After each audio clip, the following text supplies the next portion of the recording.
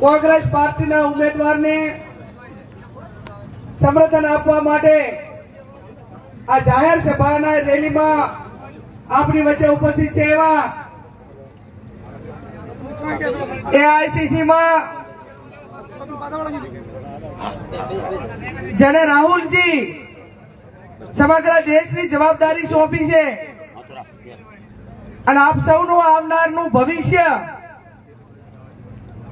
વડગામના ધારાસભ્ય આદરણીય મારા નાના ભાઈ શ્રી જિગ્નેશભાઈ મેવાણી, થરાદના માજી ધારાસભ્ય ભાઈ શ્રી ગુલાબસિંહભાઈ, સ્ટેજ ઉપર બિરાજમાન કોંગ્રેસ પાર્ટીના સૌ વરિષ્ઠ આગેવાનો,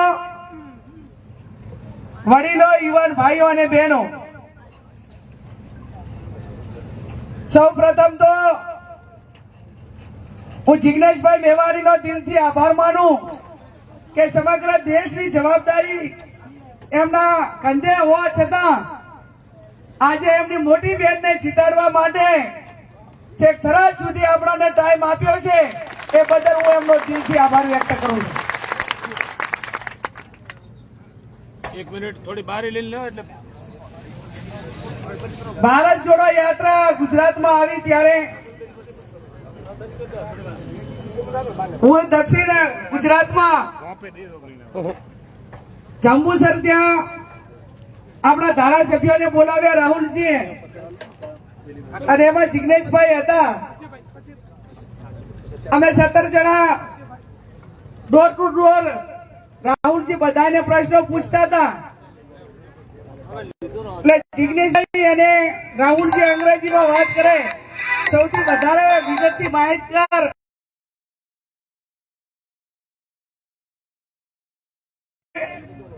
ખબર હતી કે આ બધા અંગ્રેજી નહીં જાણી શકતા હોય એ મેં એમનો બેનો નજીકનો નાતો જોયો અને મારી આંખમાં આંસુ આવી ગયા. વાહ જિગ્નેશ વાહ, એક તો ગુજરાતને ઉજાગર કર્યું છે કે જે સાચી વાત એ રાહુલજી સુધી પહોંચાડવાનો એક મધ્યસ્થ અને મજબૂત નેતૃત્વ આપણે સૌને મળ્યું છે. આપણા માટે ગૌરવ હોય. અમને 28 વર્ષ જાહેર જીવનને થયા, પણ રાહુલજીને 28 વર્ષે જિગ્નેશભાઈએ તે દિવસે અમને મળાયા 28 વર્ષે. આ એક આપણી સૌની પ્રણાલિકા રહી છે. ત્યારે આપ સૌને મારી બે હાથ જોડીને વિનંતી છે કે આ લોકસભાની ચૂંટણી એ કોઈ સંસદ સભ્ય બની જવા પૂરતી નથી. આ લોકસભાની ચૂંટણી આવનાર સમયમાં એસસી, એસટી, ઓબીસી આ તમામ સમાજોનું જે બંધારણીય હકો હોય, આવનાર સમયની અંદર એમનું તમામ ક્ષેત્રનું જે ભવિષ્ય હોય એ ભવિષ્ય નક્કી કરવા માટેની આ લોકસભાની ચૂંટણી છે. આ કોઈ ગ્રામ પંચાયતની, જિલ્લા તાલુકા પંચાયતની ચૂંટણી નથી કે એટલા પૂરતી સીમિત હોય. આ 542 સંસદ સભ્યો આ દેશનું ભવિષ્ય, બજેટ, તમામ વર્ગોનું જે ધ્યાન રાખવાનું હોય, એમના અધિકારો અકબંધ રાખવાના હોય, એના માટેની આ ચૂંટણી છે.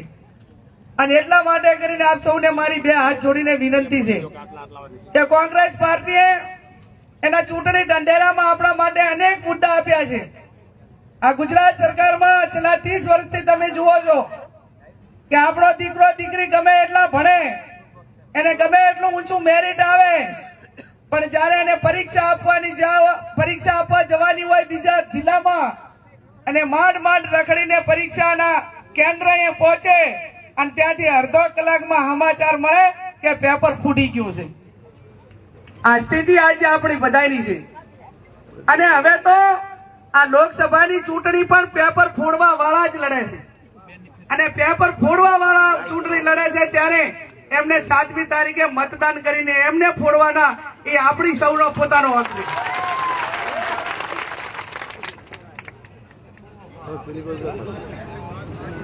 આપણે કોઈ ગાંધીજીના વારસો, આપણે કોઈ હિંસામાં નહીં માનતા, આપણે અહિંસાના પૂજારીએ છીએ. પણ આપણાને જયારે બંધારણ હક આપ્યો છે અને બંધારણ હકને લીધે આપણે બધા લડવાનું છે.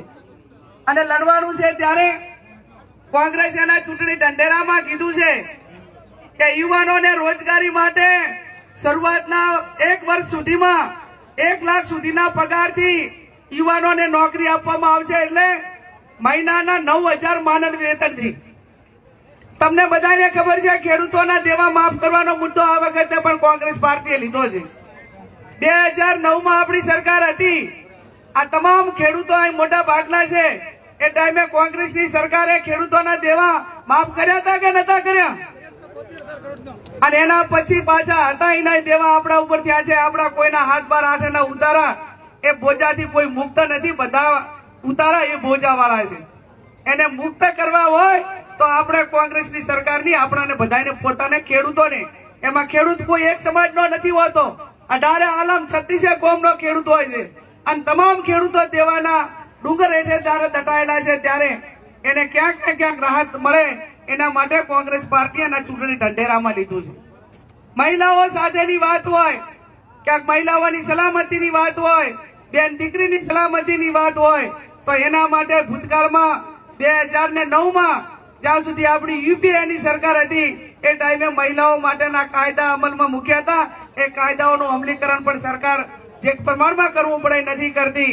અને આજે આપણે આ ભારતીય જનતા પાર્ટી તો આમ તો ભાષણ કરે કે બેટી બચાવો બેટી બઢાવો, પણ કોનાથી? હવે તો નોબત ઈ આવી છે કે ક્યાંક ને ક્યાંક જ્યાં પણ દાખલા આપણે ધ્યાનમાં આવે અને ક્યાંક ને ક્યાંક બેન ઉપર દીકરી ઉપર ક્યાંય ને ક્યાંય એ પ્રકારની વાત આવે ત્યારે એનો જે પગેરું હોય એનો છેડો એ ભારતીય જનતા પાર્ટી સાથે સંકળાયેલા લોકો એની અંદર સામેલ હોય છે. આજે આ પરિસ્થિતિ થઈ છે. અને એટલા માટે આપ સૌને મારી બે હાથ જોડીને વિનંતી છે કે આપ સૌ 7મી તારીખે કોંગ્રેસના પંજાને વોટ આપીને વિજય બનાવો. આ વિજય એ બનાસકાંઠાની જનતાનો છે, 18 આલમનો છે. આજે જિગ્નેશભાઈ આ થરાદ સુધી આપણાને વિનંતી કરવા એટલા માટે આવ્યા છે કે પોતે કાયદાના નિષ્ણાત છે. એમને પોતાને પણ ખબર છે કે જો હવે આ પરિવર્તન ના આવ્યું તો આવનાર જે આપણે સમાજોને બચાવવાના છે, જેના માટે કંઈક કરવા માટે જે થનગનાટ છે અને કંઈક કરવા માટે જે ચિંતા છે, એ ચિંતા આપણી ક્યારે હળવાઈ થાય કે આપણા પોતાની સરકાર બને ત્યારે. આમ તો ઘણી વખત હું ભાઈને કહું કે હવે ભાઈ જાન ક્યારે જોડવાની છે, લોણારી થવા મારે આવવાનું છે, પણ કે બેન ટાઈમ જ ક્યાં મળે છે? જેને લગ્ન કરવાનો આપણા બધા માટે, જેને લગ્ન કરવા માટેનો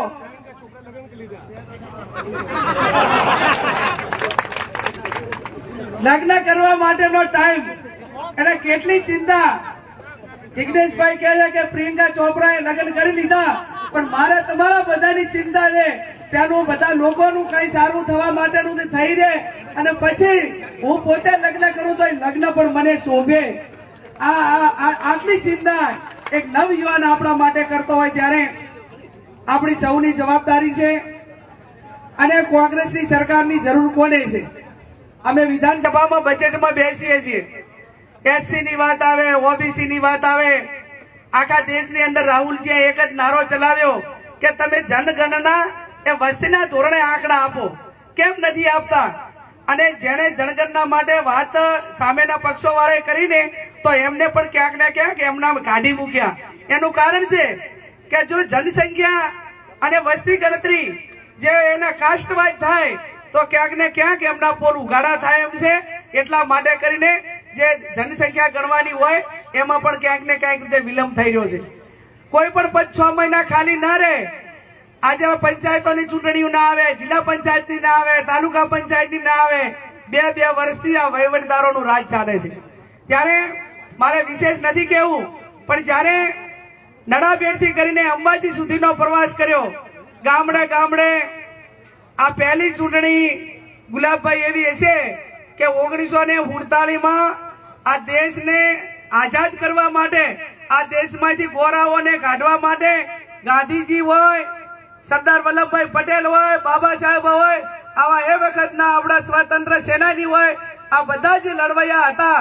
એને આ દેશમાંથી ગોરાઓને કાઢવા માટે સુખી સંપન્ન ટાટા અને બિરલા અને ધનવાન જે પરિવારો છે એ મદદ કરતા હતા. અને આ 2024ની ચૂંટણી છેક નડાબેડથી કરીને અંબાજી ગરીબ સમાજો ગેની બેનને આ દેશની લોકશાહી બચાવવા માટે કરીને નાનું મોટું ફંડિંગ કરે છે. પેલા ગોરોને કાઢવા માટે કરીને ફંડિંગ થતું હતું અને આ વખતે ચોરોને કાઢવા માટે કરીને સમગ્ર બનાસકાંઠાની જનતા ફંડિંગ કરે છે.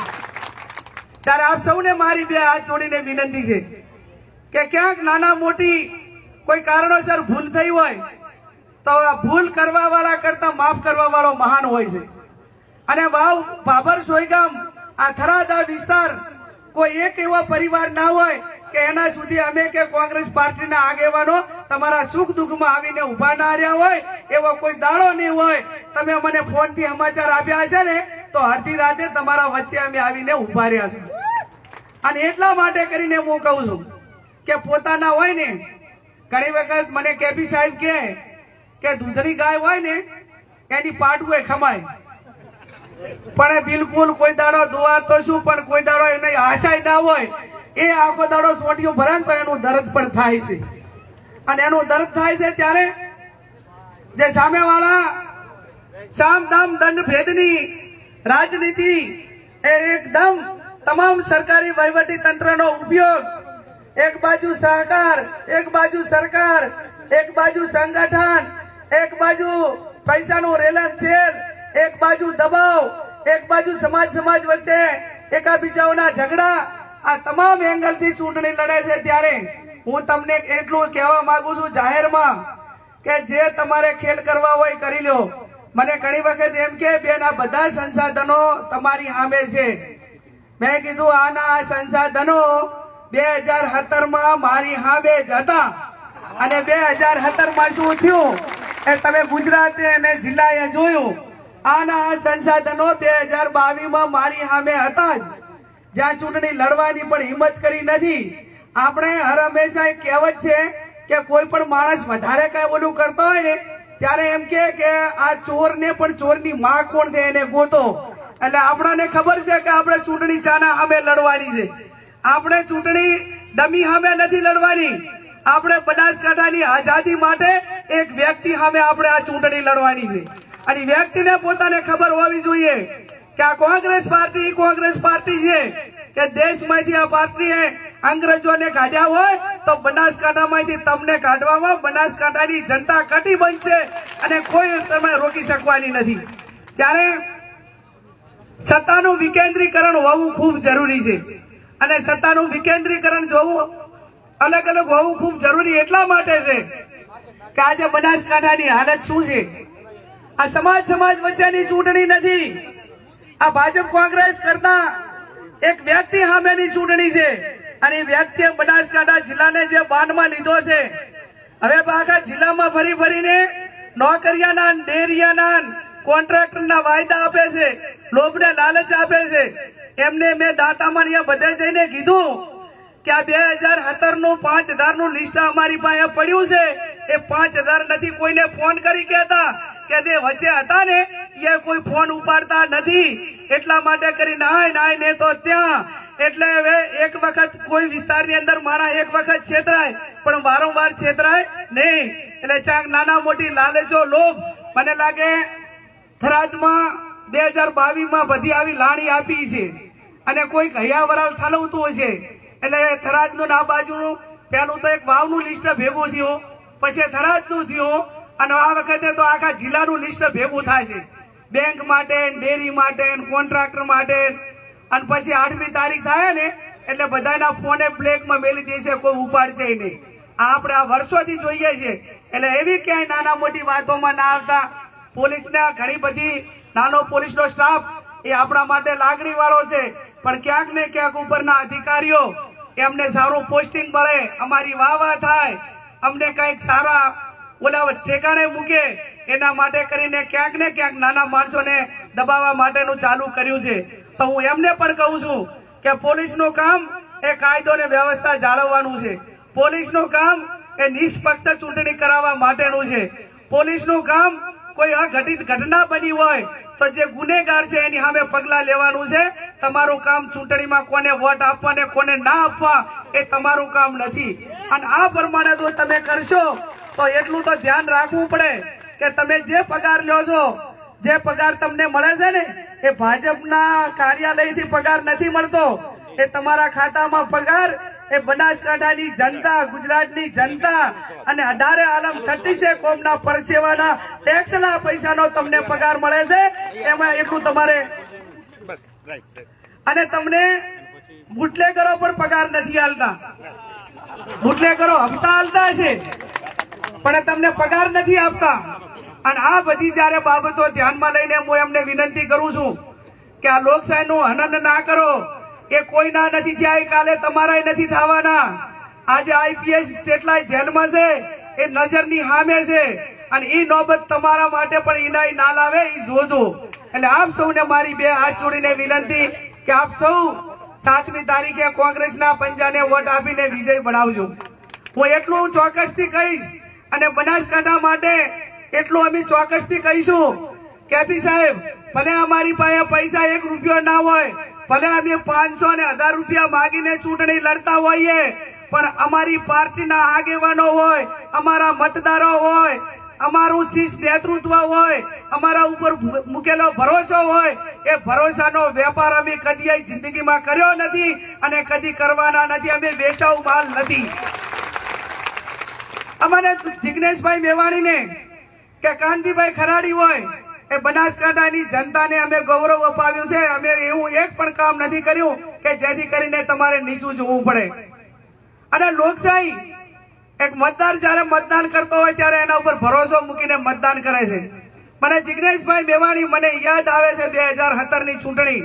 મારો દલિત સમાજ હોય, વાવ તાલુકાનો 18 આલમ હોય, જેનામાં આર્થિક કોઈ એના પાસે પૈસા નતા, એવા મારા રાઘા નેડાના કોઈ ગરીબ પરિવારો ઠાકોર સમાજને બધા ભેગા મળીને 15 દાડા કોલસા પાડે અને કોલસા વેચીને બારે મતદારો લાવીને એને મતદાન કરાવે અને એનો વેપાર જો જ્ઞાનીબેન ઠાકોર કરે ને તો એનો કુદરત પણ હાથ ભેડીએ હારું ના કરે. ત્યારે અમે અમારું જેટલું જે કામ થાય એ કામમાં કટિબદ્ધ છીએ અને 1% પણ ક્યાંય તમારા ભરોસાને ડગવા નહીં દઈએ. અને નહીં દઈએ એટલા માટે કરીને આવનાર સમયની અંદર આપ સૌ ખભે ખભો મિલાવીને બનાસકાંઠાની જનતાએ નક્કી કરી લીધું છે. આમ તો લોકસભાની ચૂંટણીમાં ક્યારે આવડો મોટો માહોલ ના હોય, પણ આજે ધરણીધરમાં જગદંબા નડેશ્વરીમાં અંબાજીની કૃપાથી મારે બનાસકાંઠાની જનતાનો આભાર માનવો જોઈએ કે 2 મહિનાથી ચૂંટણીનો પ્રચાર ચાલે છે. મંડપ વાળાએ દાતા, માયક વાળાએ દાતા, ચા પાણીના દાતા, ગાડીઓના દાતા, મીડિયા વાળાએ દાતા, જ્યાં જેટલા વિભાગોની જરૂર પડે એ તમામ મામેરું ભરવા લાગી ગયા છે.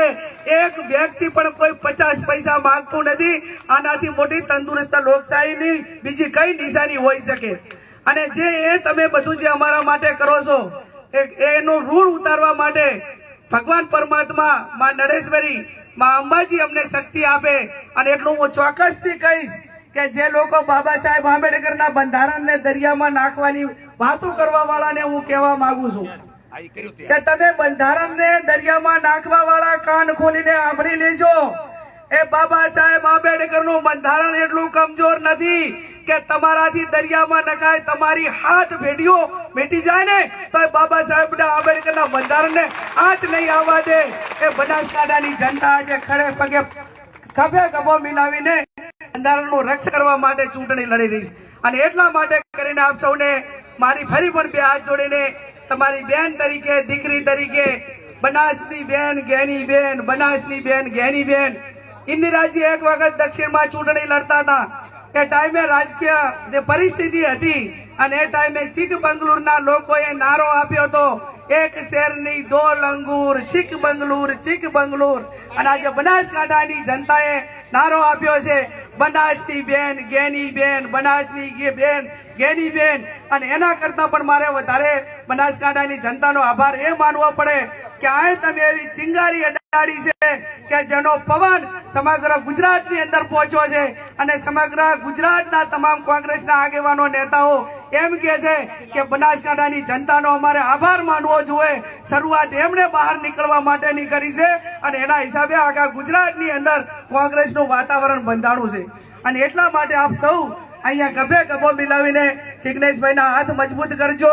અમે દ્વારિકા એ વખત દ્વારકા શિબિરમાંથી અમે જિગ્નેશભાઈ ગુલાબભાઈ બધા વળ્યા અને એક બાંકડા બેપર બેસીને નાસ્તો કરતા હતા. દીકરાઓએ ઘણો એનો ફોટો પણ શેર કર્યો. ગુલાબભાઈને નાસ્તો આપ્યો, જિગ્નેશભાઈ લેતા હતા. ઘણા છોકરાએ અમે કોમેન્ટ કરી કે આ સર્વ ધર્મ સર્વ સમાજ મધ્યાહન ભોજન એની જે કઈ યોજના એ આપણાને સૌને પ્રેરણા આપે. અને મેં પછી એમાં એવું લખ્યું કે ભાઈઓ નાના ભાઈઓને ખવડાવીને ખાય ને એનું નામ જ બેન કહેવાય. એટલે ક્યાંક મારા ભાઈઓ માટે આવનાર સમયની અંદર ક્યાંક નાના મોટું ક્યાંક ત્યાગ કરવો પડે કે મજૂરી કરવી પડે તો પણ મારા ભાઈ જિગ્નેશ મેવાણી હોય કે મારા સ્ટેજના તમામ આગેવાનો હોય એના માટે હું કે મારો સમાજ એક ઇંચ પણ પીછેહટ નહીં કરીએ. આજ તમે અમને વેદ નમો તો આવતીકાલે હાથ નમીને ઠાકોર સમાજ તમને અનેક ગણું કરીને પાછું આપશે. એ શબ્દો સાથે આપ સૌનો ખૂબ ખૂબ આભાર. ખૂબ ખૂબ આભાર.